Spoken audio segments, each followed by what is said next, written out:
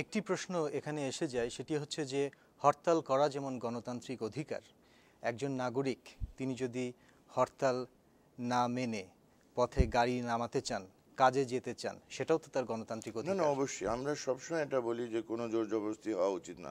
আমি বিশেষ করে, সবাই জানে যে আমি নিজে এই ব্যাপারে সোচ্চার হয়েছি যে জোর জবরদস্তি না, এটা স্বেচ্ছায় মানুষকে করতে হয়।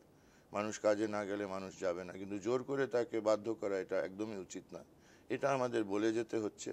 কিন্তু আমি তো চাই যে হরতালের রাজনীতি থেকে আমরা মুক্ত করার জন্য, কিন্তু যেটা অর্থবহ পরিবর্তন বলছি, এই অর্থবহ পরিবর্তনের মানে যদি ব্যাখ্যা করতে হয় যে আমরা চাই ভবিষ্যতে হরতাল মুক্ত রাজনীতি, মানে সংসদীয় গণতন্ত্রকে আমরা আসলেই যদি পরিচালনা করতে পারি, সংসদকে যদি আমরা জাগ্রত করতে পারি সবাই যেখানে, এবং সৎ যোগ্য প্রার্থীদের দিয়ে গঠন করতে পারি।